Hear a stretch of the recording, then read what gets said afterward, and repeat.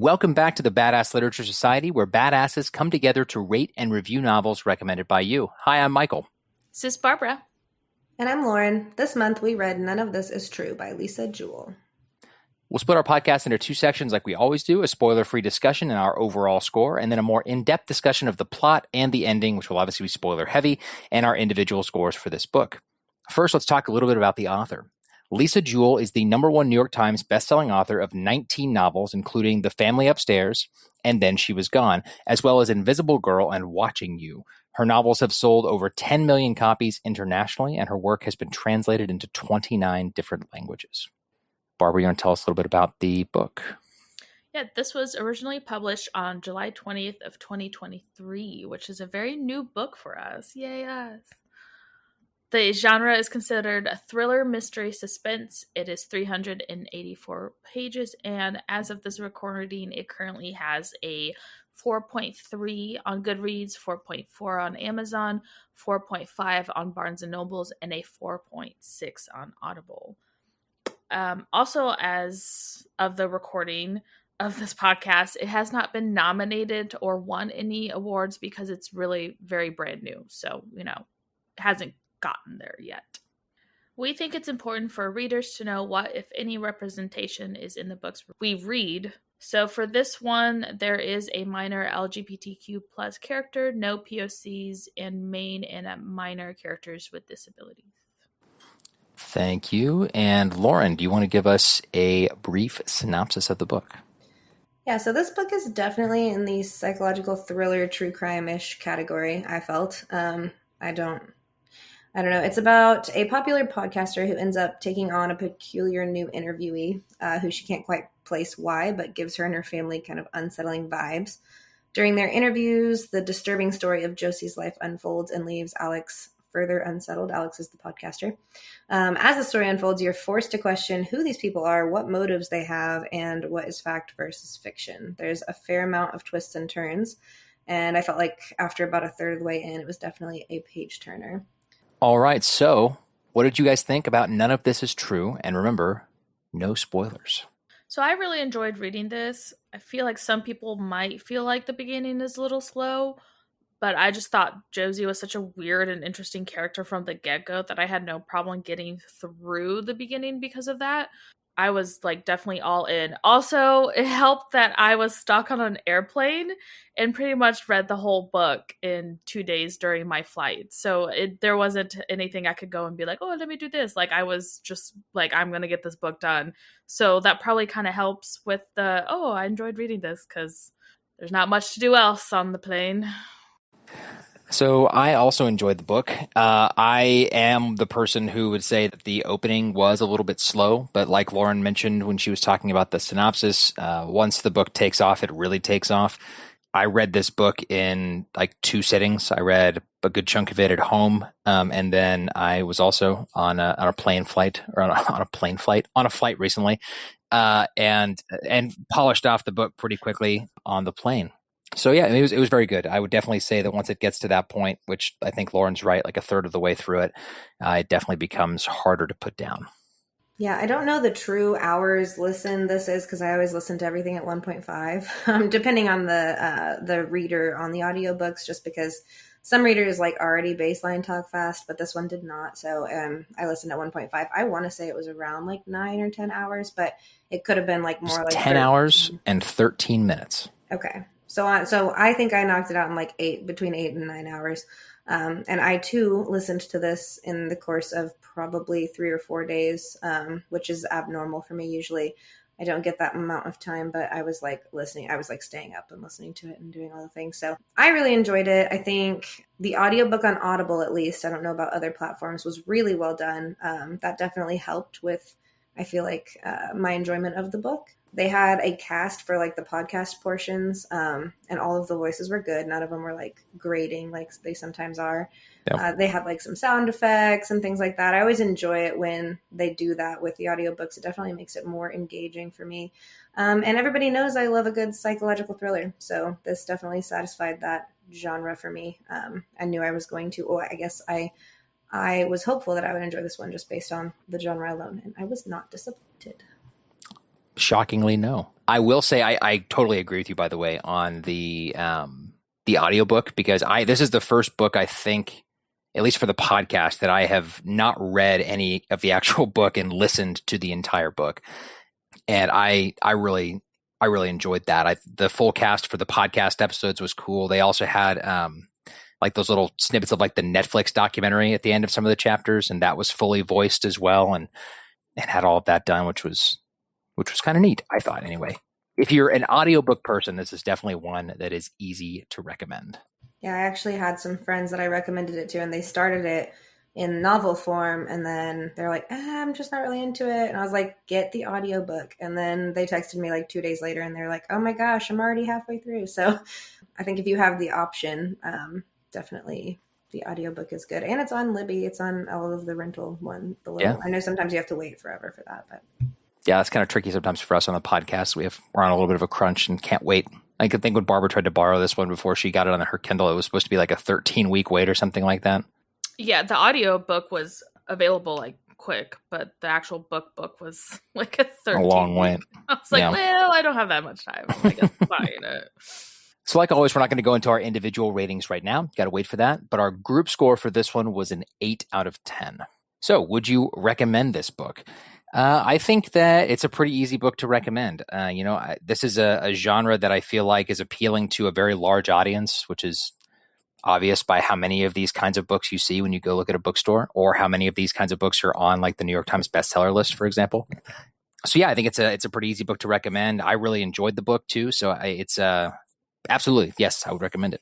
Yeah, same. I mean, I already mentioned it, but I did recommend it to several people. And then my Mom's Night Out book club is actually reading it now too. So I'm anxiously awaiting them to finish it. I think we get to discuss it like next week or something. So sometimes when we read something good for the podcast, I try and sneak it in there, because I run a book club for moms that meets weekly. And so, yeah, we're reading it there too. It's definitely, like Michael said, I think it appeals to a wide audience of people. It's not as niche as some of the like fantasy stuff we read. Yep. Agree with all of what you guys said. This is one I would recommend, and I actually already did recommend to a fellow thriller lover. So just like you guys mentioned, I feel like if you like thrillers, or this is the type of book that you like, then it's a definite must read for you. It's easy enough and everything that you guys said. So yeah. For those of you leaving us, don't forget to give us a rating if you like our podcast, and make sure you're following us on both Facebook and Instagram. Our handle in both places is @BadassLitPod. We'd love to hear from you. If you've got a book you want us to read for the show, please let us know. And now Lauren is going to give us a short preview of our next episode. Yes. So next month we are reading A Magic Steeped in Poison by Judy I. Lin. And the preview is as follows. For Ning, the only thing worse than losing her mother is knowing that it's her own fault. She was the one who unknowingly brewed the poison tea that killed her, the poison tea that now threatens to also take her sister's Shu. When Ning hears of a competition to find the kingdom's greatest Shenongshi, masters of the ancient and magical art of tea making, she travels to the imperial city to compete. The winner will receive a favor from the princess, which may be Ning's only chance to save her sister's life. But between the backstabbing competitors, bloody court politics, and a mysterious but handsome boy with a shocking secret, Ning might actually be the one in more danger. Yes. Always mysterious and handsome boys. Of course. Always causing problems. I mean, this is a YA book, so that's how it goes. Excuse me. I'm surprised it's not a vampire. No, I'm just kidding. Right. Remember, the next part of our podcast is an in-depth look at this book. So if you do want to read it, stop listening now. And for this book, I really mean that, because the spoilers are incredibly spoilery, and there's some serious twists and turns that you don't want spoiled for yourself. My bulky blender was such a pain to use, I ended up hardly ever using it at all. But the BlendJet 2 portable blender makes blending so easy and convenient, I use it just about every day. BlendJet 2 is portable, so you can blend up a smoothie at work, a protein shake at the gym, or even a margarita at the beach. It's small enough to fit in a cup holder, but powerful enough to blast through tough ingredients like ice and frozen fruit with ease. BlendJet 2 is whisper quiet, so you can make your morning smoothie without waking up the whole house. It lasts for 15 plus blends and recharges quickly via USB-C. Best of all, BlendJet 2 cleans itself. Just blend water with a drop of soap and you're good to go. With over 30 plus colors and patterns to choose from, there's a BlendJet 2 to complement just about any style. I rock the ruby metallic print myself because I'm clearly a certified badass. What are you waiting for? Go to blendjet.com and grab yours today, and be sure to use the promo code BADALitPod12. That's BADALitPod12 to get 12% off your order and free 2-day shipping. No other portable blender on the market comes close to the quality, power, and innovation of the BlendJet 2. They guarantee you'll love it or your money back. Blend anytime, anywhere with the BlendJet 2 portable blender. Go to blendjet.com and use the code BADALitPod12 to get 12% off your order and free 2-day shipping. Shop today and get the best deal ever. It is critically important to stay hydrated. I know I'm always trying to be better about drinking more water. Well, I've got a product that helps you stay hydrated. Liquid IV is the category-winning hydration brand fueling your well-being, and their hydration multiplier is the one product you're missing in your daily routine. In just one stick, you get 5 essential vitamins and 2 times faster hydration than water alone. Use it first thing in the morning, before a workout, when you feel run down, after a long night out, or even on long flights. It's festival season, and planning for faster, efficient hydration is essential. Liquid IV has you covered while you prep before, power through to the headliner, and recover after the weekend. Liquid IV hydrates 2 times faster than water alone and 3 times the electrolytes of traditional sports drinks. What I love most about Liquid IV is that it's super easy to take with you, and personally I love the strawberry flavor, but all the ones that I've tried are pretty great. Also, it's made with premium ingredients. It's non-GMO, and it's free from gluten, dairy, and soy. And the company does some really cool things too. Liquid IV believes that equitable access to clean and abundant water is the foundation of a healthier world. They partner with leading organizations for innovative solutions to help communities protect both their water and their futures. To date, Liquid IV has donated over 39 million servings in 50-plus countries around the world. Get 20% off when you go to liquidiv.com and use our special code BADASS at checkout. That's 20% off anything you order when you shop Better Hydration today using our special promo code BADASS, all one word, at liquidiv.com. Now, for those of you sticking around for the spoilers, here we go. So like always, we're going to start off by figuring out who gets the Badass Character Award. Barbara, who did you nominate for this book? So, not really a book that screams badassery for picking a character for this, but I guess if I had to choose, it would maybe be Alix because of everything that she kind of had to go through. I agree that this was not one that there was like an obvious nomination for this, but I agree with Barbara. I think Alix is the obvious choice just because of all the crazy stuff that Josie put her family through. See, and I felt like Alix was an obvious choice just because of the sheer fact of all the BS that she endured. Or that she kind of put up with throughout the book. Like her husband was unreliable and alcoholic, her like own stuff that she was dealing with, and then the whole like Josie saga. Now, Alix had her flaws obviously as well, but I feel like out of our options, she kept it together pretty well, and I don't know. I think that she deserves the badass title. I'm not saying that she doesn't. I just feel like she didn't trust her gut on Josie.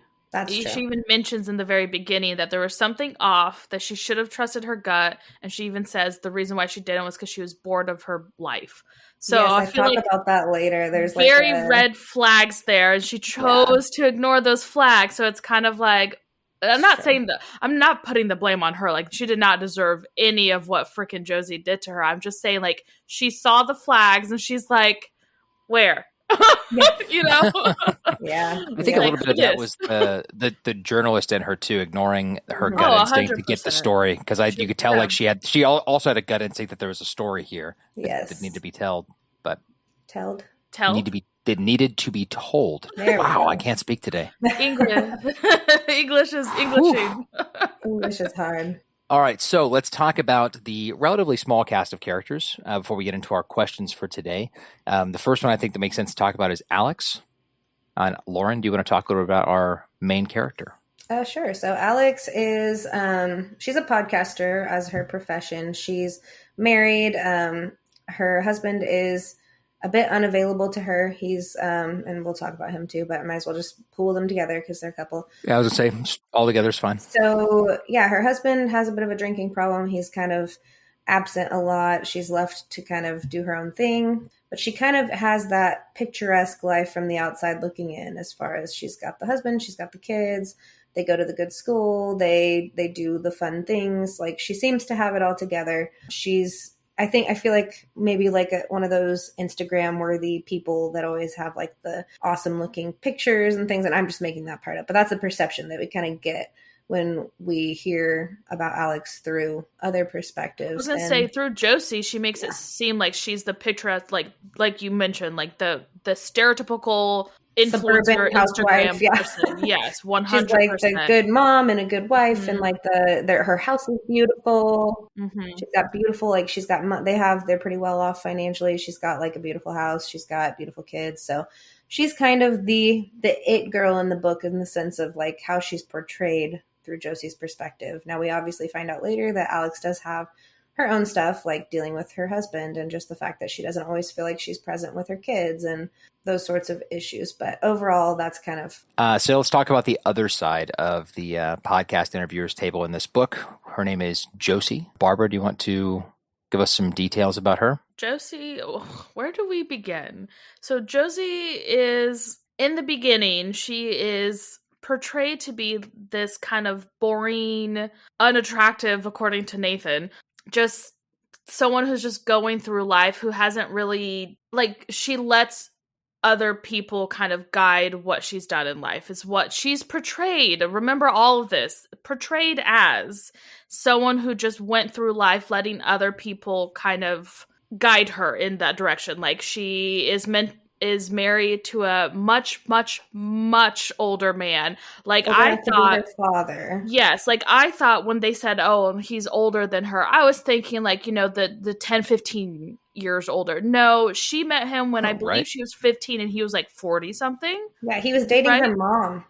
Right. Spoiler, we don't know about this until much later in the book. We don't learn about that, yeah. But we do, like, she's introduced, like, on her side, it's like she's portrayed as she was a victim of grooming of this older dude. Correct. And we find out later that maybe, like, that didn't... Right. Like I said, like... He's doing the grooming, maybe?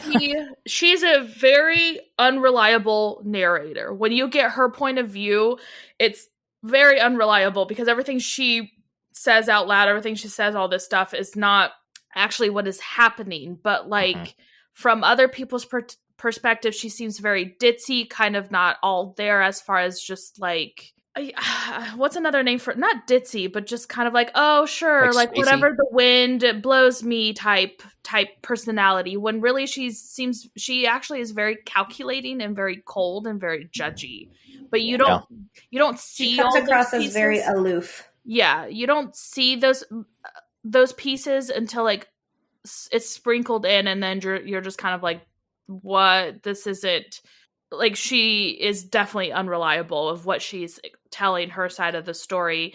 She's also kept to herself, I believe, how Josie how Alix mentions Josie, like someone who doesn't have a lot of friends, someone doesn't really have a support system.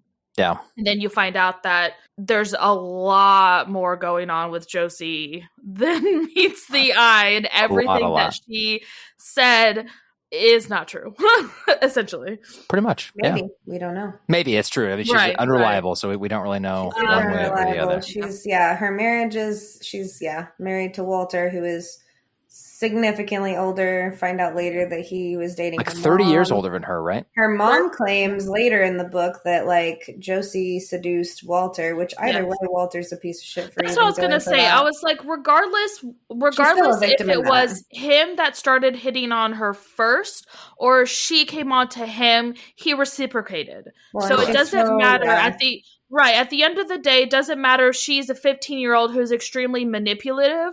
You, as a 42-year-old man, know better. And you should have been like, no, bitch, like, that's a crime. Devil shoe. Right. You know, like shoo type thing. So regardless if he groomed her or she started it, it's still a no-no. Yeah, it's still, Walter's still a bad guy. No matter who started the, yes. No matter who started it, Walter's still a bad dude. So that's Walter. Yeah.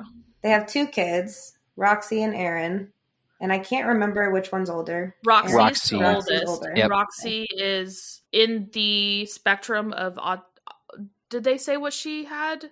I think they did mention it, right? So they talked about her having a behavior conduct disorder, I believe, but so basically Is she autistic too, or no? I don't think so. I don't remember an autism. No? Okay. I think they just said she really struggled with her behavior and emotional regulation. So I can't remember if they actually put a diagnosis in the book. I would have to go look. But what it sounded like was that she just had a conduct disorder, which results in, being super defiant. No, that's Erin. That's No. Erin, the younger one. No, I think it was Roxy that was the one that had the defiant behavior at school and was always getting in trouble. Oh, so Roxy's the younger one then. Sorry. Erin's the one who plays video games is the oldest one. Roxy's the younger one. Sorry. Okay. Yes. So we've got that flipped around then. Okay. Yeah. So Roxy's the one with the conduct disorder. Yes. They do name it. They MD. They said something. DMDD. Yeah. Did they name it? Okay. So DMDD is dysregulated mood disorder essentially. Yeah. So it can cause severe behavioral outbursts, severe aggression, lots of anxiety, depression, stuff like that. So yes, that's Roxy. Yeah, Roxy struggled, and then she actually left home at pretty young, 16. 16, she left home. And according to her mom was very jealous of their relationship with Walter. Like, they actually enjoyed their father, and he was a good father to them. It seemed like he was a good father to them. Not good in the sense that he let his wife kind of control him, but she mentioned how Josie was the problem, that she didn't like anyone else being friends with them. She didn't like them having friends. She didn't like them spending time with their own dad. Like, it had to just be her or nobody else. Yeah. And she was emotionally abusive, essentially, to both of them. But mind you, we spend a good portion of the book being made to believe that Walter is sexually abusing Erin. Yeah. And so Walter, because we already know he's kind of a creep, right? Because it's not old and dating a huge jump to assume. It's not a jump at all. I felt like it was very believable to me because of who Walter is and like what he did, what he was willing to do with Josie, that he would do that. But later on, like, again, like, you don't know what to believe, right? Do you believe the girls? Do you believe her? Like, Erin, back to the unreliable narrator thing, right? Basically, her kids did two different things. One rebelled and ran away, and the other kind of went inside herself and struggled with her mental health. That's what I'm saying. Is Erin the one that is autistic then? They said she had something. I don't remember if they ever said. So we were made to believe that Erin was like disabled. Like, she's eating like just pureed foods. She's like. So I'm thinking she's like tube fed, or she's like got some, like, she's in a wheelchair or something throughout the whole thing. And we find out at the end it's mostly like mental health related. And Roxy says, which this is the part we'll get into later, but Roxy says that like it's because of the like trauma with their mom, or like that the mom was just so messed up that Erin does what she does. I do think Erin definitely had some type of mental health thing going on. I don't feel like, I don't know, but it sounded like it could have been PTSD though, like from crazy things that she saw. From her mother. Yeah. But she outright said that Walter was not sexually abusing her, that they were playing video games and she was streaming it, and he was helping her stream and stuff like that. Yep. And apparently, like, Walter walked in on one of her streams, and then all the friends were like, "Oh, they were like, hey, who's your cool dad?" Oh, So it was Pops, as they called him on the stream. Yes, that's it, Pops and stuff like that. Yeah. Yep. So that's that messed up family. It's all kinds of crazy. So that's our small cast of characters for this one. I think realistically, the two characters that get the most screen time, so to speak, are Alix and Josie. The rest of it's definitely a supporting cast. But yeah, so what did you like about the book? What did you dislike? And was there a specific point in the story that really hooked you in?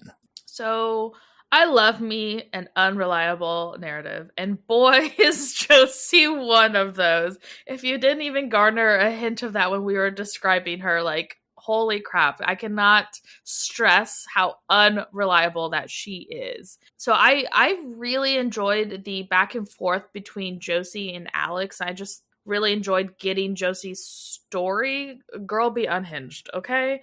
Even her telling it is interesting. But the whole time I felt that there was something off about Josie. Like, the moment that we met her, and I just was like, there's just something that she, as a narrative, is not showing us, the reader. And I loved her for it. Like, love her unhinged self. Love that for her as well. The only thing that I disliked, I would say maybe the ending. I feel like everything was really well done, and maybe the ending kind of felt a little rushed. And maybe the ending was done that way. Is there like a future for more in the story? Which I don't want, because I felt like I enjoyed this book and that's it, because I don't know where else you could go with it. Because the book that the part that I enjoyed of the book was the whole unraveling what really potentially happened and what wasn't true and all that stuff. But I think that's the part that I disliked. As far as a specific point in the story that really hooked me in, like I said, I read this really quickly on an airplane. So I really didn't have like, okay, I don't want to read this right now. Let me go do something else that sometimes I do with other books. So I was kind of just all in because I kind of had to be. And so there wasn't a really thing that hooked me in. I was just like, okay, here we go. I think maybe I enjoyed Josie's character a little too much because of that. Cause I was like, I need to know more about this crazy bitch. And that's why I wanted to keep reading. So most of what I have to say as far as what I liked is pretty similar to Barbara. I also really enjoy an unreliable narrator. I think it makes for a very interesting story because it forces you to doubt everything you're being told and everything that's being presented to you, which makes for an interesting mystery, especially. See, I really liked that. I liked the the charisma or the relationship between the two main characters too was interesting to me. I obviously read the book really quickly as well, so that says anything. I actually didn't dislike the ending. I thought that the ending was good for this. I think it was kind of intentional to leave it kind of partially unsolved. Like Josie didn't get captured by the police. She's still on the run. And there's not like this happily bow-tied ending. And I think that in some ways that's more realistic because that's not how it goes very often in real life. I get that, but I feel like do you not think realistic she would have been caught? Like, she doesn't scream. I feel like she would have been caught. I feel like this leaves room for I don't know, maybe a second. I feel like she could write another one with just Josie's next adventures. But I just feel like Josie doesn't scream to me. What is the word I'm looking for? Well, she doesn't know how to function. Things. I mean, she does. Society. She's very calculating, but she also is very. She doesn't have good emotional regulation at all. So, she's gonna fly off the handle. Yeah, most people would probably pick that there's something off about her. Everyone that mentions when they first meet her, that there just doesn't seem like she doesn't get social cues. She's very her tone of voice, her facial features are very just neutral, right? Isn't that how she's described? Yes, and it I is. think even Alix's kids picked up on something. Yeah, really weird about little her. children picked up on the fact that she was kind of a weird person. I hate saying the word weird. That just, I don't know. There was something off about her. Yeah. Even with all of that, though, so this is after they met her, right? So we're talking about the police trying to find her. She's changed her physical appearance. No, this woman changed her. I'm sorry. She didn't get freaking plastic surgery. She just changed her hair color. It's not that huge of a difference. So she changed her hair color. She's intentionally trying to hide. And we're talking about a woman who has been pretending, manipulating, and deceiving people her entire life. Yeah. Her entire life she's been doing that. So the fact that we think that you're saying she can't do that now, why not? As long as she's not interacting with very many people and really getting to know them, they're not going to think that she's weird. She's just a stranger. Money? I feel like nowadays she would need to get a job or something. She will eventually. She's putting off that $10,000 she stole from. I feel like nowadays $10. Daughter. Maybe it's just because I live in Florida and $10,000 is going to get you maybe 2 months of rent. You're not going to get very far. It'll have to catch up with her eventually. Yeah, but I'm sorry. I'm thinking overly too much. Anyways, Michael, go back. I'll shut up. Sorry. Oh, that was it. That was all I was going to say. But yeah, I really liked the epilogue of the book as well. Yeah, I love it. Obviously, when we get different POVs, when it's done well. Sometimes it's not done well, but this was. So I enjoyed that. I also just love this genre, like I said before. So I knew that I was likely to enjoy this one, even if it wasn't super, super well written, just genre wise. I don't know that there was much that I disliked other than the ambiguity in the end. I don't. I understand why they did what they did, but everyone knows I like closure. So I like the real life. I want a book closed. I have enough uncertainty in life. I don't need that in the things I read. Right, exactly. Like, obviously, I think it's well done because it leaves you thinking about it for longer. Like, it lingers, right? But I also enjoy, and I enjoy that, and I can appreciate that. But I also really was hoping for for some more closure. See, I kind of expected it to kind of leave us hanging at the end, at least to some extent. Moving on from there, consider how the book's title influenced your perception of events and characters, and what elements were you suspicious of from the start because of the title. So this is going to be shocking to no one, but the book's title really didn't influence my perception of the events. I didn't think about the fact that none of this is true could mean like the entire story that Josie is telling is false, at least not at the beginning. As far as when did I get suspicious, or what elements was I suspicious from the very start, I would say none. I just wasn't thinking that way. I guess womp womp. Maybe I could have had better predictions, but.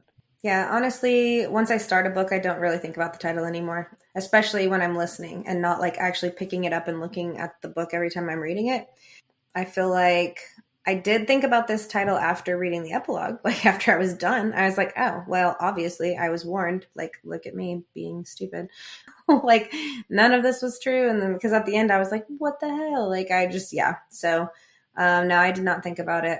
In hindsight, obviously it makes sense, but like Lauren mentioned, I'm really bad at remembering titles of books, especially when I'm reading it on my Kindle, because on the Kindle you just grab and go. Like, unless you're tapping on the thing, it doesn't show the title of the book. So I rarely remember titles of books unless I have a physical copy of the book and it's paperback, because if it's hardback, I remove what is that? The flap? That's called the jacket cover. The jacket cover. I removed that because I don't like carrying that around and I don't want it to get dirty, and it's a whole thing. Anyways, I'm not going to explain that part about myself, but I removed that. And if the book itself doesn't have the title on the book, I'm just like, blah, blah, blah. Like, I'm not thinking about the title. So that had no bearing of anything going into the book, even to the point, because I kept asking Michael, like, what book are we reading? What is it called? And he's like, Jesus Christ, woman. So no, I that had no influence on the reading of the book for me. I had no suspicion. Well, I had my own suspicions, but it had nothing to do with the title, because honestly, if you were to ask me when I was reading this on the plane and Michael goes, oh, are you enjoying like the title of the book? I'd be like, the what? Like, what are you talking about? That's would have been my response, because I couldn't have told you what the hell the book was called even to begin with. So no. I feel like the title is kind of a dead giveaway to Josie's character and her whole story, though, now that I realize what the title was called. Although maybe I just don't feel like reading that book, knowing the cover would you think that was Alix? I don't think so. I feel like you would gravitate toward Josie because she's the one who's telling the story, not Alix. So I feel like that is quite a bit of a dead giveaway for readers. I unfortunately did not consider that as a thing reading the book. Sounds like none of us did.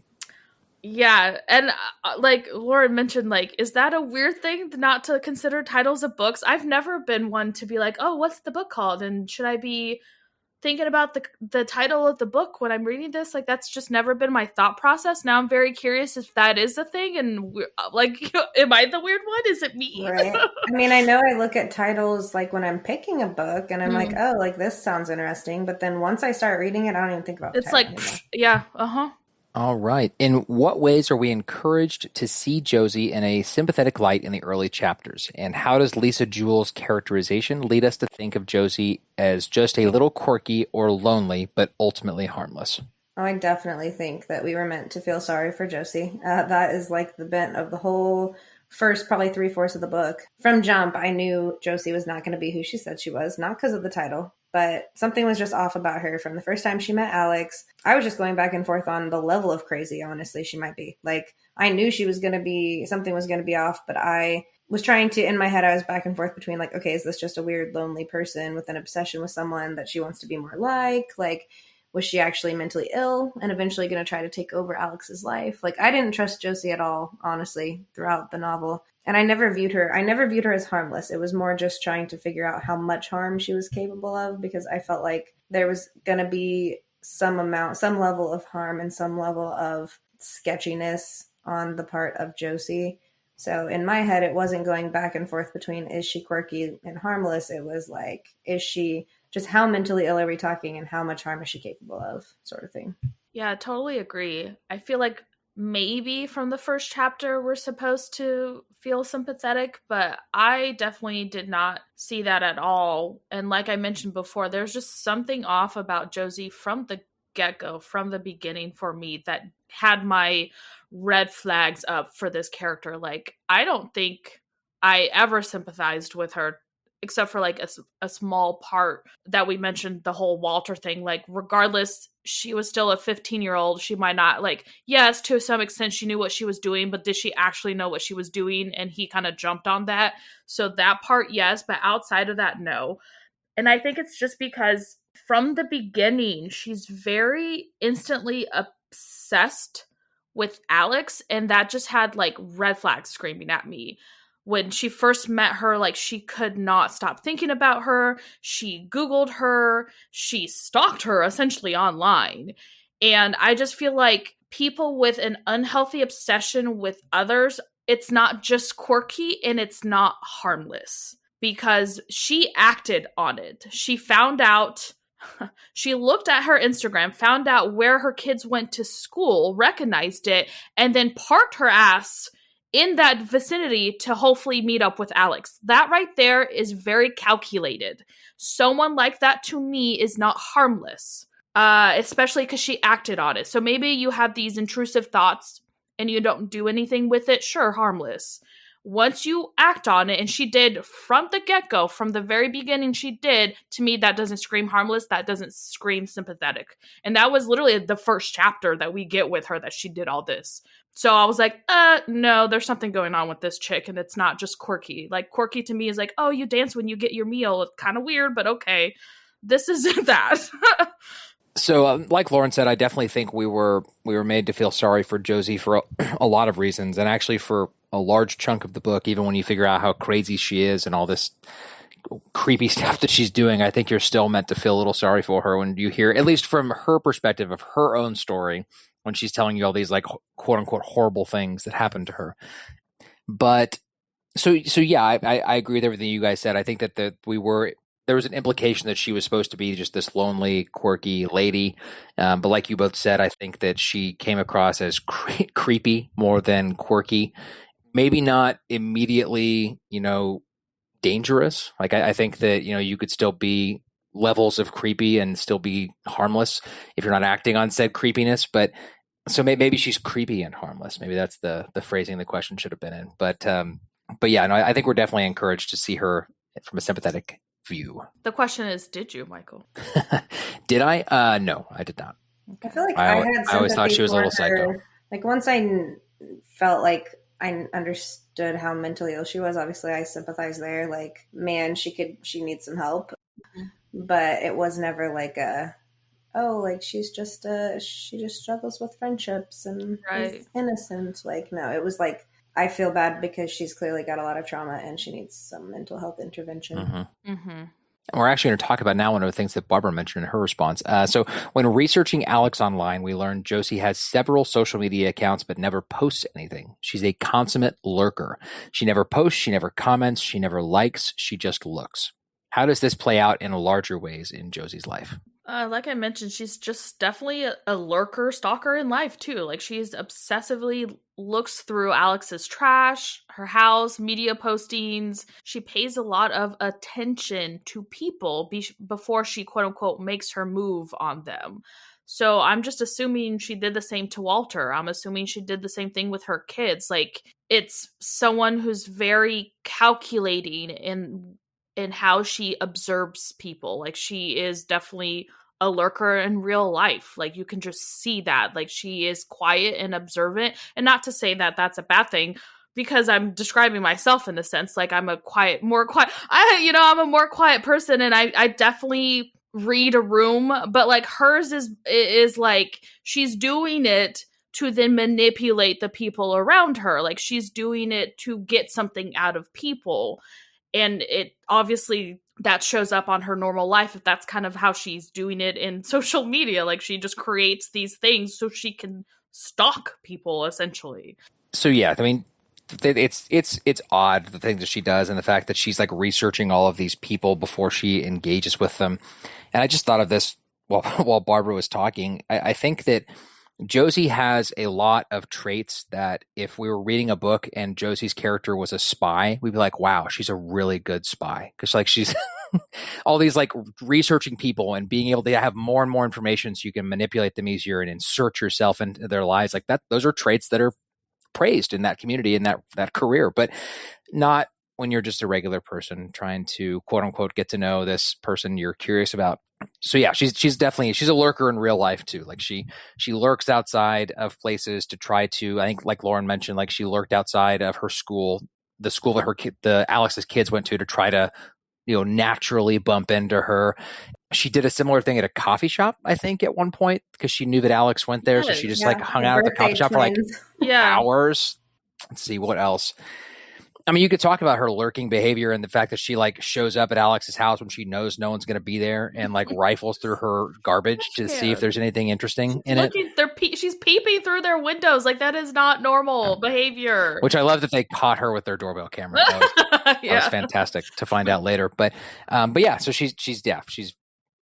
it's not just on social media. She's very much, she embodies the term lurker in her everyday life. Yes. I do want to mention the fact that if you do some research on people before you, like, I know a lot of women will research the men that they're talking to on social media and stuff to better gauge who they are. That's not weird. That's fine. Like it's a safety measure. Right. That's safe. It's the over what she's doing. I feel like that is fine. It's the fact that she's using that to A, manipulate people, and B, inorganically meet up with people. Like that is where it kind of hints on like, hey, maybe we shouldn't be using this for this. Researching people in general, I don't feel like is a weird thing. It's what you do with that information is where we draw the line. I just wanted to like at some point, every single person that's listening has like Facebook stalked or social media stalked people to like find out more information. That is different than this level of yes. It's like I just wanted to mention that.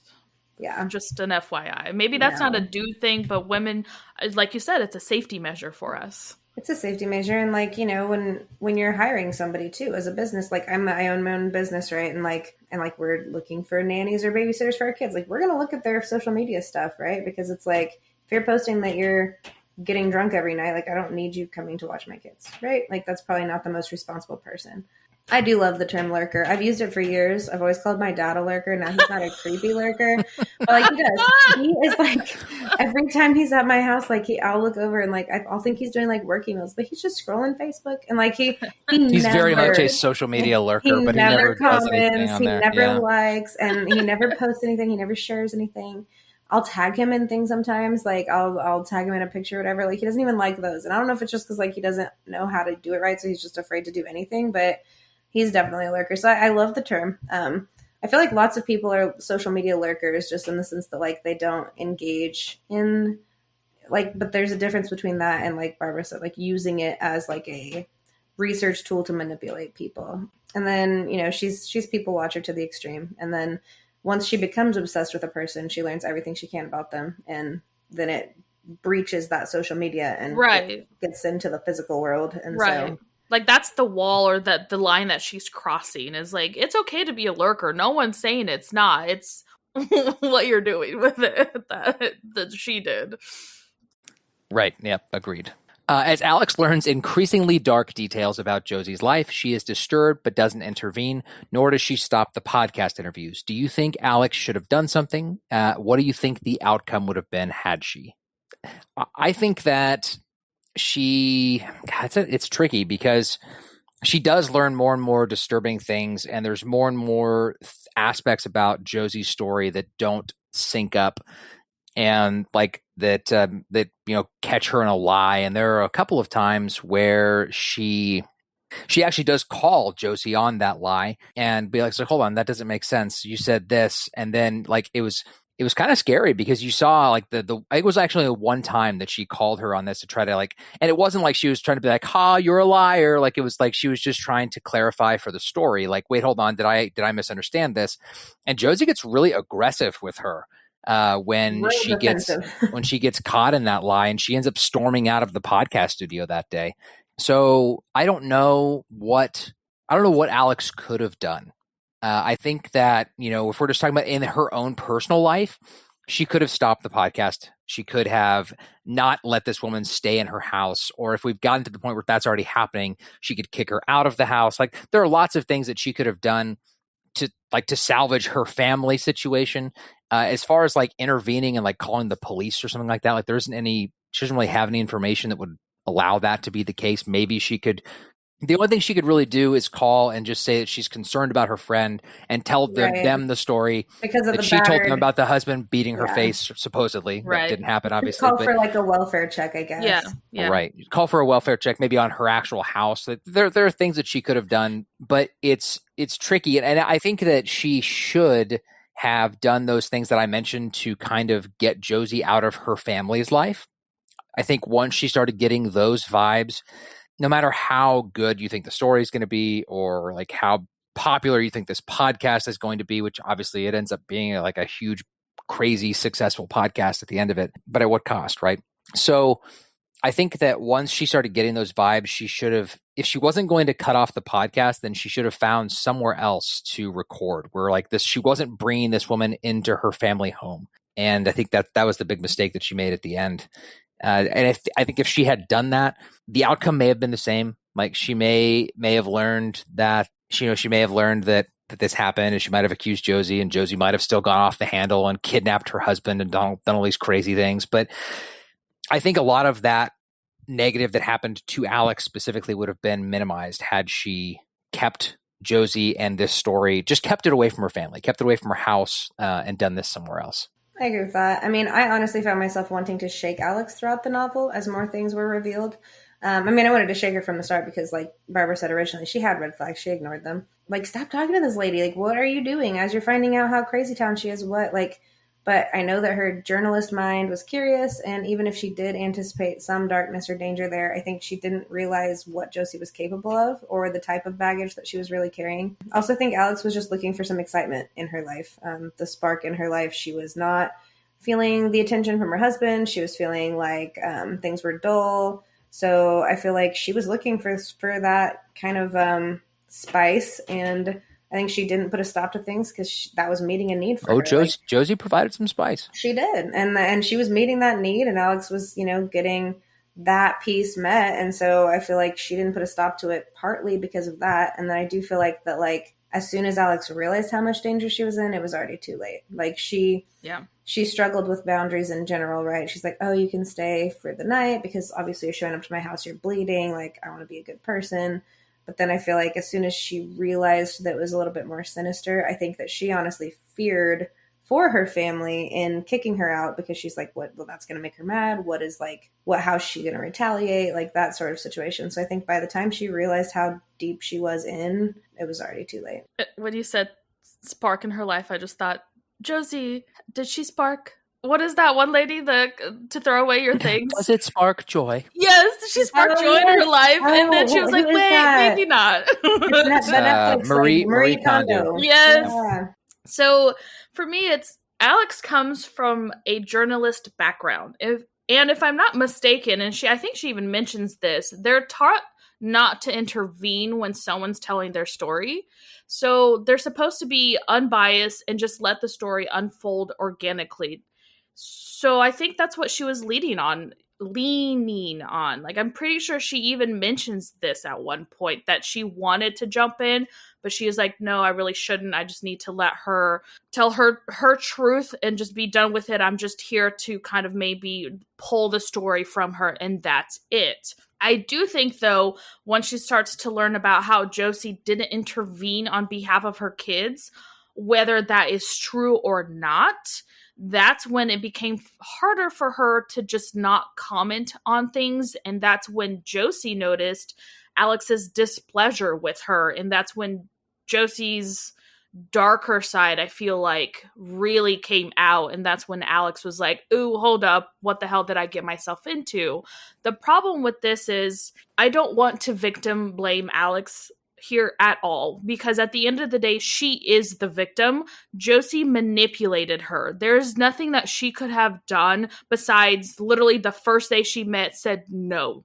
That's as far as it got, because once you let these people in, Josie has such a hook on Alix that she didn't even realize she was being manipulated, didn't even realize that she was gaslighting her or doing any of this stuff until it becomes dangerous to try to unhook yourself from this person.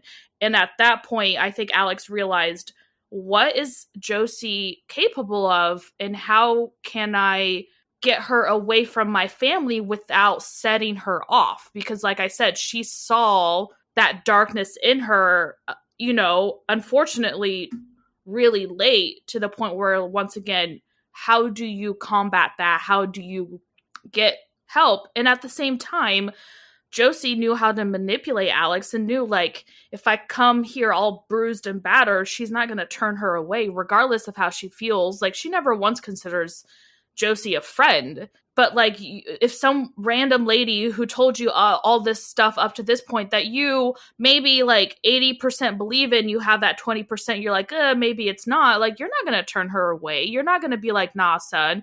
Even after she met Walter, was like, he didn't seem like he could do all these crazy things to her, but, like, she's telling me she did, so I have to believe her. You're not going to be like, nah, bitch, like, find your own way. Like, go sleep somewhere else. Even though the story wasn't adding up. Like, why did you leave your daughter, who you claim has no friends?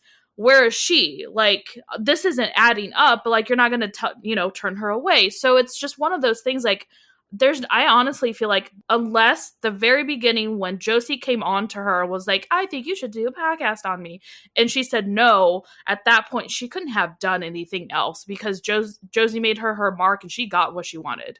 So I don't feel like victim blaming Alix and saying she could have done A, B, and C at this point would have really done much, because this happens a lot to people.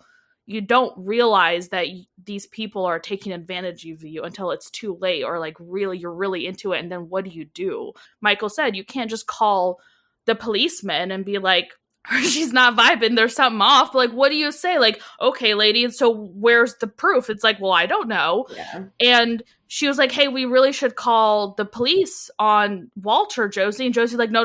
Are you going to go behind someone's back who might have, yes, been domestically abused, and be like, okay, well, I don't care what you say, I'm going to do this, because it's a very hard thing to talk. Like, it's a whole thing. Yeah. And Josie played her like a fiddle. She knew exactly what she was going to believe her. She wasn't going to call the cops on her behalf. And there you go. Hook, line, and sinker. Like, what do you do? So yeah. I don't know. That's how I feel about that. No, I agree. They definitely, people who are on the other end of manipulation like that is usually, unfortunately, it's too late before they realize that's happening. Not too late necessarily. Like, I feel like she did have some signs along the way that she just kind of maybe ignored for the story, right? Or right. For the thrill, but that doesn't make she did it for the gram. Yeah. Do it for the gram. She did it for the pod. But there like that doesn't mean that she was asking. Like, I don't feel like that's good enough to be like, oh, well, you were asking for it. Maybe you should have been better and just said no. Like, that's not how that works. You know, like, it was, like you guys, like all three of us have said, like, it wasn't crystal clear until it was, and once it was too late. Right. Yeah. All right. Let's see. Josie ponders her life and choices throughout the novel, at one point wondering how she might leave her family and live elsewhere. She thinks to herself, Alix is the answer to everything, somehow. Why does Josie think that Alix will change her life, and how do you think she envisions this change at this point in the novel? So I'm honestly not sure. I feel like there was one point where I was questioning whether it was actual, like, a sexual attraction to Alix, because there were just some different things that were said, and it seemed like because sometimes, right, when we got the stalking and the obsessiveness, it is like a romantic interest type thing. But that wasn't really made clear. Or if it was just envy of her life and who she was. She definitely romanticized Alix's life and wanted to kind of be more like her. But I don't know what she thought Alix was going to do. Like, I don't know. Like, she was clearly delusional in many ways, so it was really hard to say. Like, I don't know if she thought, oh, like, I'm going to, off her husband, and then she's going to run off and, like, thank me, and we're going to be best friends. Like, I don't really know how she figured Alix was the answer. And even if even if Josie didn't intend on killing the husband, because I don't know, she claims that was not the intention. She was just going to scare them or make a point or whatever. But even if that wasn't her intention, right? Like what, even previous to that, when you're moving into their house, like I had trouble figuring out what Josie thought Alix was going to be the answer for. Like, how is she going to solve your problems? And it wasn't ever really made clear. Like, it was very ambiguous about, like, oh, she's the answer to everything. And so, yeah, I don't know if it was romantic. I don't know if it was just stalker. She was going to, like, replace her life. Or they were going to run off together and be BFFs. I don't know. So I'm curious what you guys have to say on this one. Yeah, I was also confused by that. Because I also, like you mentioned, I don't know. I think, was it because she wanted Alix to also leave her family and live elsewhere with her, like you mentioned, like the whole birds of a feather mentality? I think she thought maybe Alix was like a kindred spirit and maybe could like finally have her only BFF, or it's one of those things where she's never connected with someone, regardless if it's romantic or just like friendship.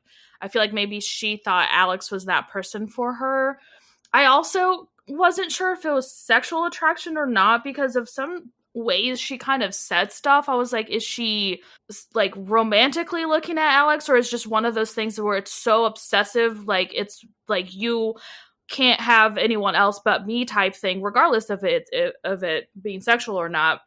And obviously that's hinted at towards the end where the two daughters are pretty much saying like her mom is Josie is one of those people who didn't want anyone else being around them. So it's those things where she can only be your only center of attention. And even her mom mentions that. So I think maybe that's what she was hinting at. Like, I feel like she has very codependency. It was like her mom until her mom found Walter, because at first her mom didn't want a man and didn't think she needed a man, all this stuff. And yeah, her mom wasn't really a great mom to her to begin with. Like, I'm not faulting Josie and all of that. Her mom was kind of a shitty mom to her and even says that she was a shitty mom to her. And then she goes and finds Walter, and Josie's like, okay, well, you're not giving me the attention I want, so let me steal Walter from you. And then she stole Walter from her, and then that's all she had, and he wasn't good enough for her. So she has kids, and then her kids decide that they like dad more than mom for obvious reasons. And then she gets like, oh, I don't like this. And then her daughters start growing up, and they start having their own lives and their own friends, and she doesn't like that. So I feel like it's just one thing after another where she feels these like really intense connections with people and they quote unquote let her down, and she just wants them and them to have no one else, for them to just rely on her. And clearly that's not how relationships work, regardless of, once again, sexual or just friendship. And I think that's maybe what she meant. I'm very curious too. I'm not really sure what her state of mind is for that, but that's kind of what I was thinking. So I kind of agree with both of you. I think it kind of evolved as the story went through. I think when she initially meets Alix, her first thing is she wants to be her. She wants her life. She sees her life as like this idyllic, perfect life that she was never able to have because of X, Y, and Z, and all these things that she thinks, quote unquote, happened to her in her head. And so I think initially that's what she wants. And then I think as she starts to get to know Alix, then, she sees like that Alix's husband, Nathan, is an alcoholic and is maybe not the best guy in the world, even though he's this traditionally good looking guy. Then maybe from there, she starts to see Alix as more of a kindred spirit, possibly someone that she wants to be friends with. And I don't think that, at least I never got a vibe that there was any sort of like romantic interest there. I think that if anything, it was like, Alix and Josie wants her and Alix to run off together just sign off these men and, never deal with men again because men are pigs and yada, yada, yada. So I think that's kind of what it was. It started off that she wanted to be her. And then when she realized that maybe she didn't want to be her because her life sucked in some ways too, then she decided she wants to be friends.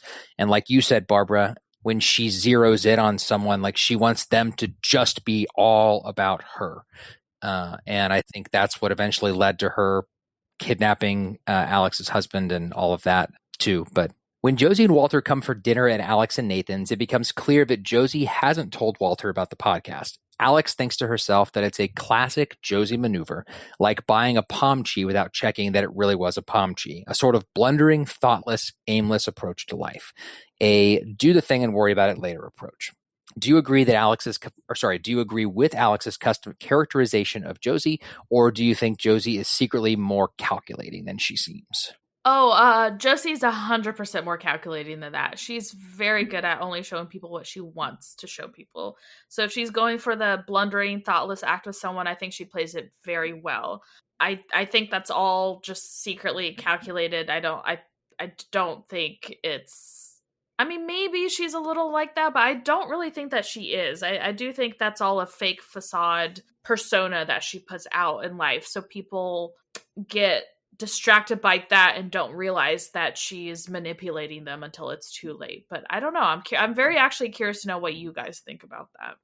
So I guess I don't agree with Alix's characterization of her, number one. I do think that she's way more calculating and manipulative than she puts on. I think at some point in Josie's life, she might have been a little closer to that characterization. And she might have seen what being or acting that way, what that did for her. And then realized that could be one of her many manipulative tools that she's got in her toolkit of deception. And so I think that I don't agree with it. I can see why Alix sees her that way, but I 100% think Josie is way smarter and more calculating than she seems. I think it's all a big game. Yeah, I feel like Josie's definitely calculating. I don't know why Alix feels like she is an airhead at that moment either, because it's so clear to me. Like everything she does seems like it's plotted out, but also we get perspective, right? Like, I don't know. And I'm also a mental health therapist, so I'm maybe have more of a keen eye to see these things. But yeah, she puts on a good show. So I'm sure that has something to do with it. She definitely comes across as like she wants to seem very innocent and very almost like blending in and being very unassuming. But yeah, I think that the level of manipulation and the level of like, I don't know how to even word it, that she has over Alix is clear in Alix's perspective here, because she's so convinced that Josie is this like innocent victim, kind of a victim of life, right? Like she's had all this hard stuff and like, just like a classic Josie. So like she has curated such an image in the people that she's manipulating that like they truly believe that about her. And so it's a little scary, because there are people like this, y'all. There are people walking around your town, your schools, your whatever like this. And we call them sociopaths. Well, some of them are. Some of them, yeah. Narcissistic. Yeah, there's all kinds of diagnoses I could throw out there, but... All right, so what details from Aaron and Roxy's stories about their childhoods and more recent events shocked you the most? Which of Josie's lies did you assume were true, and why? I guess, I mean, a lot of the stories about the kids shocked me, both what we learned initially and what we learned later, like the fact that the daughter that lived at home was eating like baby food and things like that, and that her room smelled so awful that like she couldn't go in there. Like I texted Lauren at one point and I was like, my prediction is that like Erin's dead and her body is in there just like rotting away, and the thing she can't go in there and deal with is that like and that's obviously that too at one point. That wasn't true, obviously, but that's definitely what I thought at one point. Is like, this bitch killed her daughter and is just leaving her ass in there to rot away. But that's not what happened. But learning about the stuff that they went through too, both the fake stuff and the real stuff was very very shocking. I would say what shocked me the most, well, actually, I'm not going to go into that because there's a whole question about it later. So I'm not going to talk about it, but I'll talk about what shocked me the most a little bit later. But which of Josie's lies that I assume were true? I mean, I think the biggest lie that I assumed was true was that Walter, her husband, was a pedophile, and that he was like sexually abusing all of these like young girls, like his daughter's friends, his daughters, like, and you find out later on that was just total BS. Like, did Walter act inappropriately in engaging in I'm pretty confident that was BS. Like I was going to say, like, did he act inappropriately? Like, was it inappropriate for him to have a relationship with Josie when she was a minor and initiate all of that? No, absolutely not. But having that happen and that one time, and being married to her now for the rest of his life doesn't make a pedophile. And I think that because of that origin story of their love story, it made it very easy for Josie to spin that though and make it seem, because like if he was attracted to her when she was 16, then why wouldn't he just be? It makes it easier for them to for her to spin it that he is a pedophile, because she's already got that nugget of truth that she can, embed in the bigger lie. So that was probably the one that I did assume was true. And I was happy to learn that was not the case. So I would argue that we don't know that that's not the case, right? So I think with Roxy's diagnoses that she has and the immense amount of trauma that they apparently have experienced either at the hands of their mother, their father, or both over the course of their lives, it is not uncommon. So first of all, I'm just addressing Michael's thing and then I'll get into this, but it's not uncommon for a predator, right? Which Walter technically was at one point, right? With Josie, it's not uncommon. It's actually incredibly common for someone who basically has those tendencies, psychologically speaking, to prey on younger girls. That doesn't just go away. And so that's not something that's like, oh, he did that back then, but like, he's a different person now. Like, I'm not saying that there aren't people who change their perspectives, get mental health help, get medicated, and like can kind of reform, so to speak. But that piece mentally doesn't always necessarily just go away. So I would argue also, knowing what I know about victims and victims of grooming, especially, and victims of sexual assault, especially, they do tend to defend their perpetrators, especially if it's a family member, until they've come to terms with the fact that they were abused. So it could be also that Roxy and Aaron just haven't come to terms with what's been going on. I'm not convinced, I guess, in my reading of this novel that Walter is not a predator still.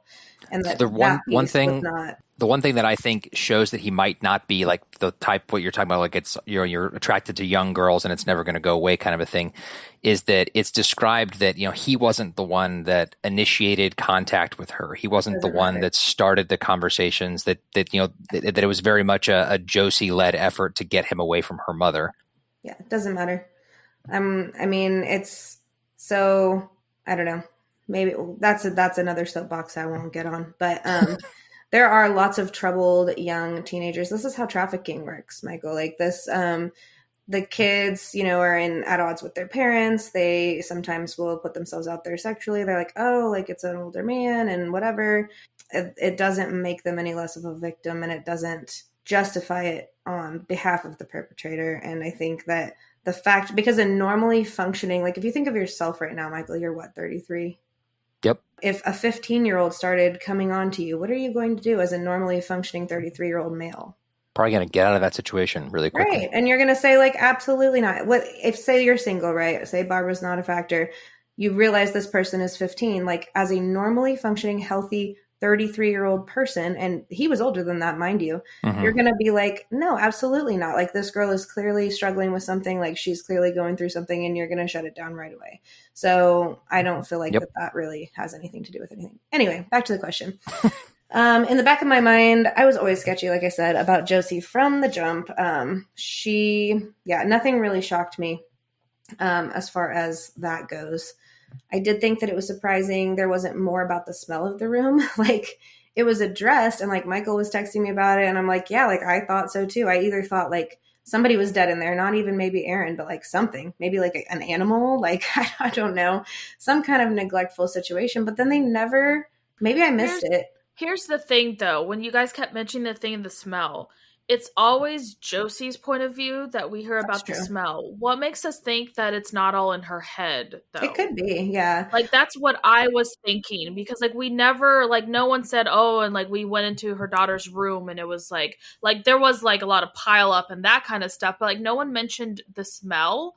That's and true. So I was always very curious to know, like, is that just all of this? I was wondering if it's all in Josie's head. Yeah. So that's actually a really good point, Barbara, too, because we learned that Walter is he's going and hanging out with her, and if he's going like spending like presumably hours or at least an hour in her room every night, like they're hanging out, spending time together. If the smell was that bad, he probably would have an issue with that possibly as well, and that's never mentioned. So that's a really good point. It definitely could be in her head. So I think I was like a little bit frustrated that it was never addressed, I guess. Like at the end, like, oh, it turns out the smell was just like a burger that got left under the bed, like whatever. And I honestly found it endearing that Walter would go in and game with Aaron, if that's the premise that we're going off of. I'm not letting him off the hook entirely. I'm just not. Which is fair. I'm not, because none of this is true is the title. And so like, I'm not believing any of it. Like, I think that everything in the book is a lie. Yeah. I mean, it's all up for interpretation, right? So I'm not letting him off the hook entirely, but I do think like if that were the case, right? And you're a dad and you're a loving father and you're going in to game with your daughter, then why did he not stand up for the kids if Josie really was the crazy one, right? Like, why is he allowing Aaron to be like locked away essentially? And like, I don't know, just like all of this kind of abuse essentially to go on. If he's aware of it and he's not doing anything that he shouldn't be doing, why is he letting that continue, sort of thing? And I mean, obviously isn't that he's the same thing where you can say the same thing to if it was the mom? Like, why do moms allow the dads to be abusive towards them and their kids? Like, there's not an answer to that. Like, why do people allow them to be abused? It's very difficult to answer, I think. It is. And I think like it just brings a whole nother layer of like, okay, is Walter trustworthy? Is he not? You know, like, is he the victim? Is Josie the victim? Is Aaron the victim? Like, it's all of the ambiguity in this story. It makes your mind reel for sure. And I think the only part that maybe surprised me was about the fact that like it wasn't maybe actually Josie that killed the friend. But again, we don't know if that's true or not. So yeah, I don't know. Crazy. So what details from their story from Josie's perspective and then both Aaron and Roxy's perspective about their childhood shocked me? None of it shocked me because it's just kind of unfortunately expected. From what Josie was saying, I would be like, yeah, I can see that. Did I believe her? No. Once again, I was like, there's something she's not saying. There's something that's off about what she's explaining. I honestly thought she was the one who was being abusive to her children, and she was lying and saying it was Walter, especially how Walter seemed very demure and all this other stuff, and she's the one who kind of had those explosive reactions to him when we did get those point of views. And once again, not to say that he is not an issue, because he is. Regardless, if everything we've heard at this point, and we know outside of the epilogue of Josie's thought of view, that we learned that it was actually Josie that was manipulating the girls, that were abusive to the girls, and not Walter, and Walter was actually going and gaming with his daughter, blah, blah, blah, blah. Regardless of all of that, he is still problematic because, like Lauren mentioned, he still allowed a 15-year-old to manipulate him, and he still was like, okay, cool, I like you. Like, it doesn't matter that he waited until she was 18. I guess we don't really know if that's true. He didn't wait until she was 18. Oh, he didn't? He waited to have sex with her until she was 16 because that's the age of consent, but it's still a crime. I see. He waited to, I think, marry her until she was 18. I see, okay. I think that's right. None of that matters because that's still, I find someone at his age to be okay with that. There's just not, I don't know. That's not, like Lauren mentioned, like that's not a normal behavior. So we'll leave that at that.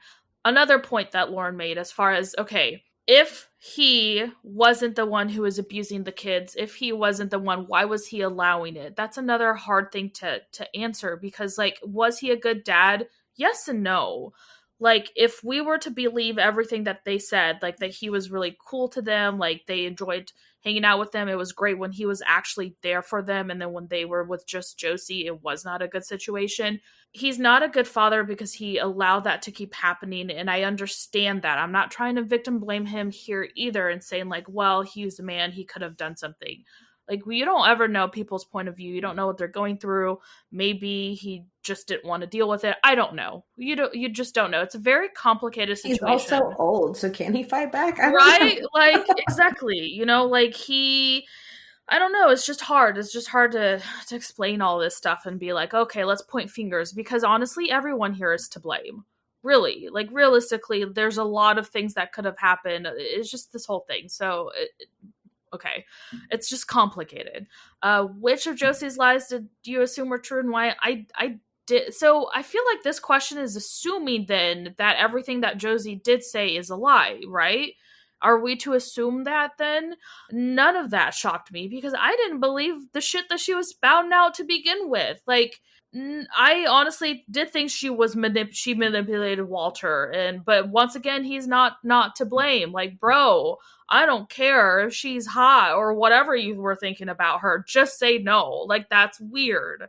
2, I like, I thought she was the one who was abusing the kids, not Walter. I never thought that there was anything sexual between Walter and Roxy's friend, nor did I think he was abusing the daughter, because Josie was just hanging out in her room and allowing that to happen. That's also weird. Like, I just thought that was a strange thing. Like, but once again, like, is it one of those things where it's better her than you? Like, what kind of shitty mom thinks that? But then it's like, well, yes, okay, if you're trying to protect yourself, maybe that's a thing. So it's really hard to just grasp this whole situation. But just to answer these questions, none of it was really shocking to me. I didn't believe anything Josie was saying to begin with, because there's always two truths to every story. We're just getting her half of her story. Plus, she was kind of, I don't know, I didn't believe the crap that she was saying to begin with.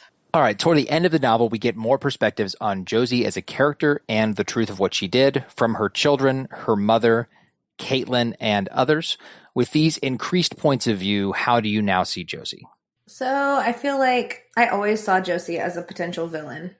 So my view didn't change much on her. I did think that it was crazy that Walter was her mom's lover and she seduced him. That part threw me a little bit. I was like, I kind of just took it at face value that, okay, he's super old and you were groomed, which technically she was still a victim, as we've talked about. And that just brings Walter's character super into question for me, which I've already covered. I think the epilogue threw me, though, honestly. Like, I thought that I had it all sorted out in my brain, like all of the chaos, right? Like, none of it was super clear, but I thought that I had the unclear, it was like clear as mud in my brain, right? And then the epilogue shows up and made me question everything all over again. And then it ended the novel with like, okay, now I don't really know anything about any of it. Yeah, I think that's where I'm at. So I find this is a very interesting part that we got from the book. Once we got this, like, we only got what her perspective was, what her truth was that she thinks is true, and then we start learning from her children, her mom, all these other people that knew her, like, what actually happened. And it's interesting because, like I mentioned before, like, I was always very suspicious of Josie. I didn't think she was telling the truth from the get-go. I didn't expect the reasoning behind why she did the things that she did. Like, clearly you can tell, her mom didn't treat her well, regardless of whether that's whose fault or what. Like, her mom pretty much told her, hey, you ruined my life. Like, what does that do to a child? Like, clearly something there happened to her. I think that's why she was always seeking the attention from others.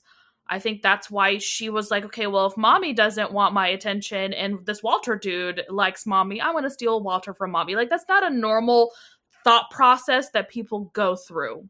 So she just seemed like a very jealous person who didn't like to share attention from others. And I think that stemmed from the fact that her mom pretty much told her from a very young age, you messed up my life. I had everything going for me, and then you just had to come and pop out. Like, because that's her fault, right? Like, Josie didn't ask to be born. But, once again, this is a whole other freaking thing to talk about and discuss. But I think that's what shocked me the most was that she just wanted people's attention solely on her at all times. And I think that's kind of her motivating thing throughout this. It was very interesting to learn from her children, her mom, and all those other people, like, kind of how she went through life and how she, like, manipulated them into that attention that she wanted and all that stuff. I thought that was very interesting. It didn't change my point of view of her, because I never believed her or any of that. I was always very curious. That's why I was reading the book, because I wanted to know what motivated her, and that's not what I was expecting, I guess, when it did come out to light. If that's true, I could have this whole freaking thing wrong. Who knows? But my interpretation was that. Yeah, I mean, I think at the end of the book, we've pretty much all covered that we see Josie as this insane person. And it definitely evolves from, obviously, all of our perspectives at the beginning, at least to a varying degree. We're sympathy for Josie, that she's had this rough life, yada, yada, yada. Once you get all these other perspectives from all these other people, like, number one, you realize how calculating she is and that she's not this aloof, dummy. And number two, you realize there's some real serious mental health concerns there. And I think that's where Lauren's comment earlier came from, and that, like, that's why she continued to feel sympathy for Josie, is even when she was doing all these crazy things and she's a horrible person, like, there's the underlying cause of that is not that, Josie is regular, everyday, normal person and also evil. Like she's clearly got a really rough background. Like Barbara mentioned, like, what is your mom treating you like you're like the worst thing in the world due to a kid? So yeah, I mean, at the end of the book, you definitely see her as crazy. You see her as the bad guy. I mean, she literally kills Alix's husband. She murders someone.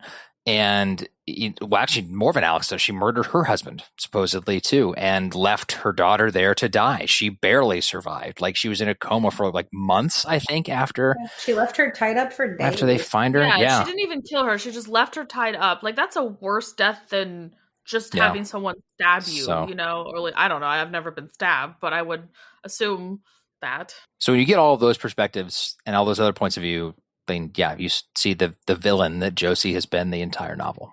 All right, we finally got into the question that I have been waiting for.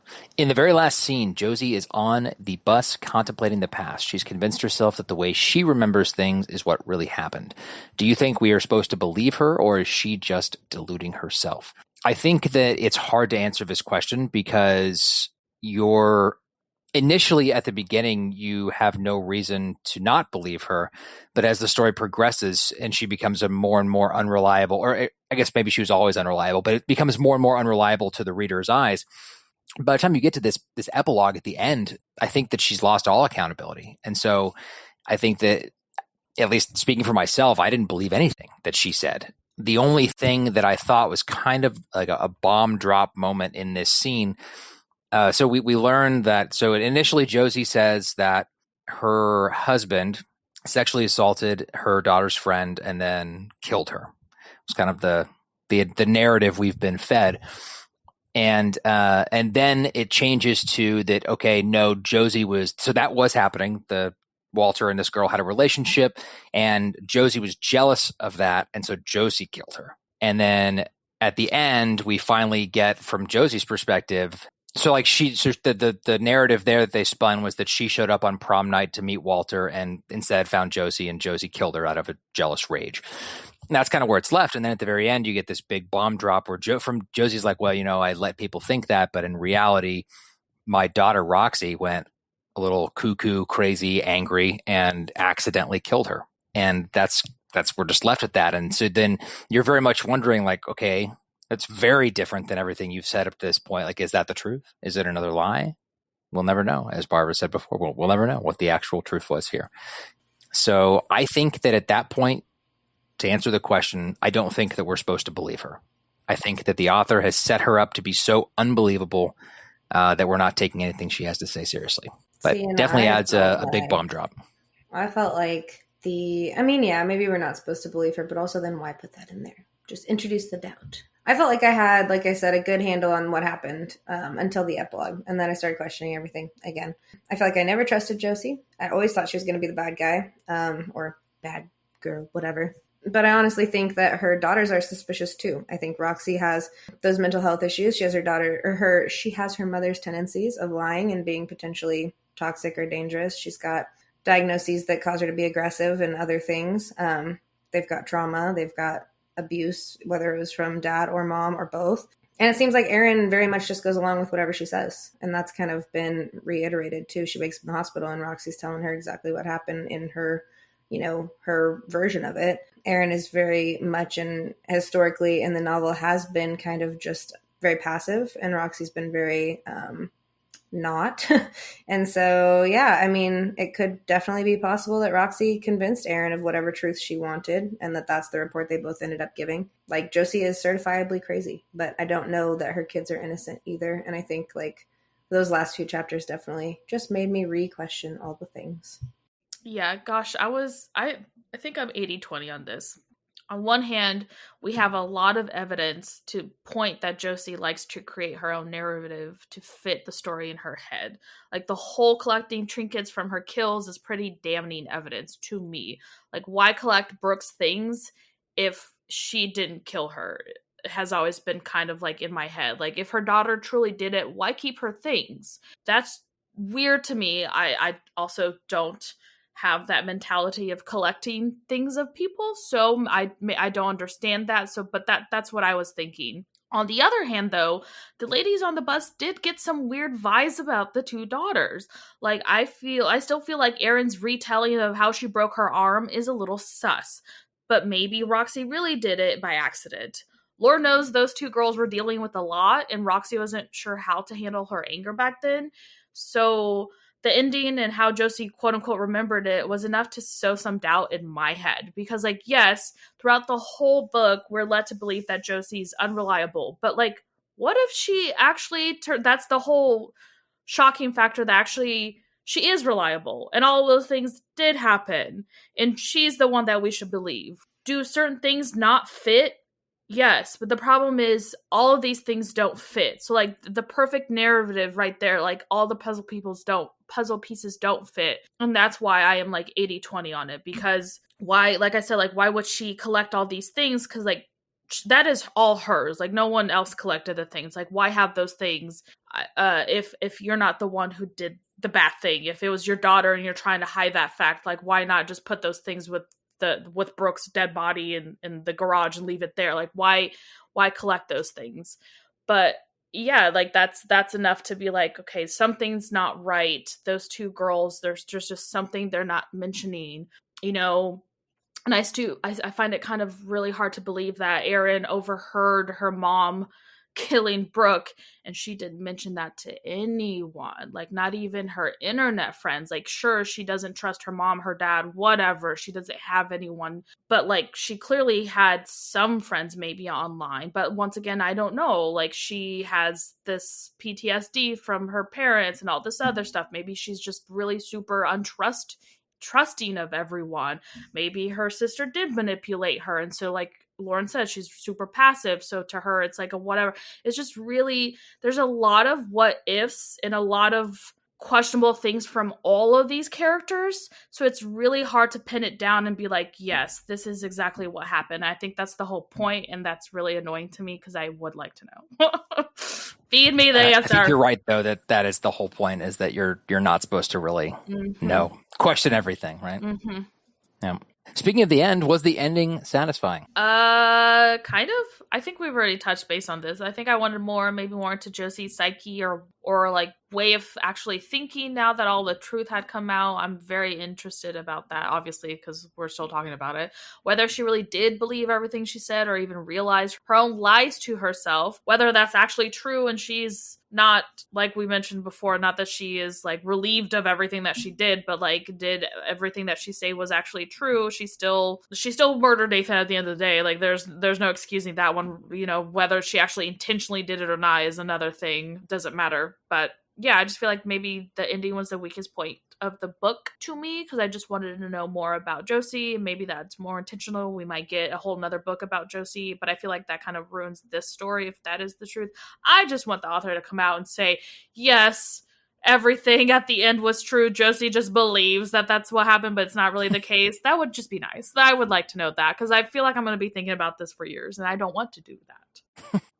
So I liked the ending. And when I finished the book, I liked the ending because I thought that it was realistic and it left you thinking, and it left all these like strings dangling as to like what the hell really happened. And through doing this podcast with the two of you today, I have changed my opinion from liking the ending to loving the ending, because it's left all of this discussion. Like, none of us have the same opinion about what we think actually might have happened. And I think that for an author to do that and tell such a compelling story, that we're discussing this afterwards and leaving us with those dangling strings, I think is genius. I would like to read some of this woman's other books. I'm curious to check out something else by her.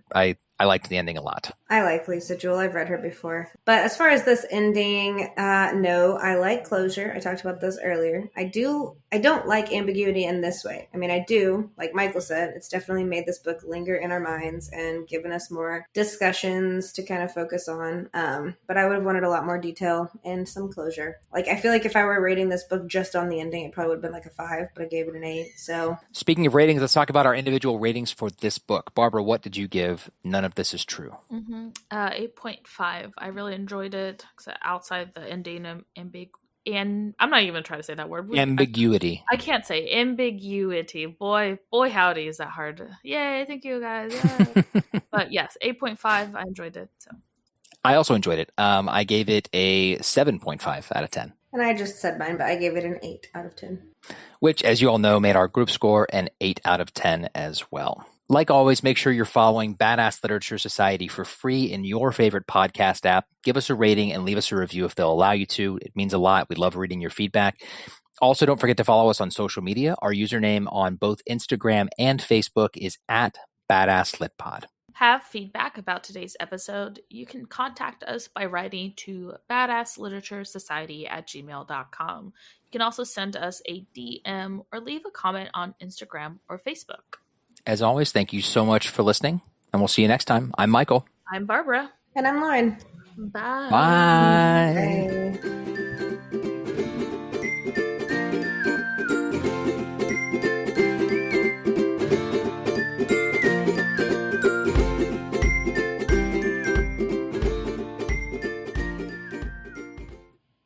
And come back when you are done. What'd you say? The spoilers are spoiling? Spoilers be spoiling. We can cut that part out. Nope.